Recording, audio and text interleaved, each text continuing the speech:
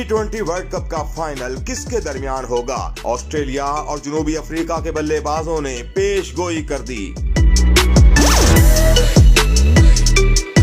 जनूबी अफ्रीका के साबिक जारहाना बीटर AB डिविलियर्स ने पाकिस्तान और भारत का फाइनल होने का इम्कान जाहिर कर दिया।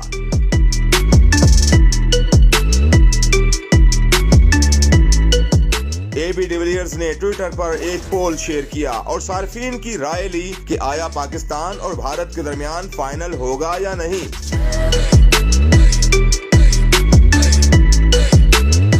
पोल में 70% से ज्यादा मतदाताओं ने पाकिस्तान और भारत का फाइनल होने के हक में वोट दिया।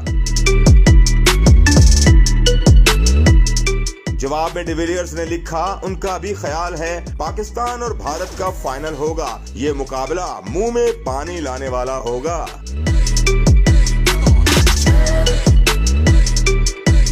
दूसरी जानिब ऑस्ट्रेलवी beater Shane Watson Pak Bharat final के लिए पुरजोश दिखाई दे रहे हैं। उनका कहना है अगर दोनों टीमें सेमीफाइनल्स में कामयाबी समेटती हैं तो मेगा इवेंट का आखिरी मुकाबला सनसनीखेज हो जाएगा।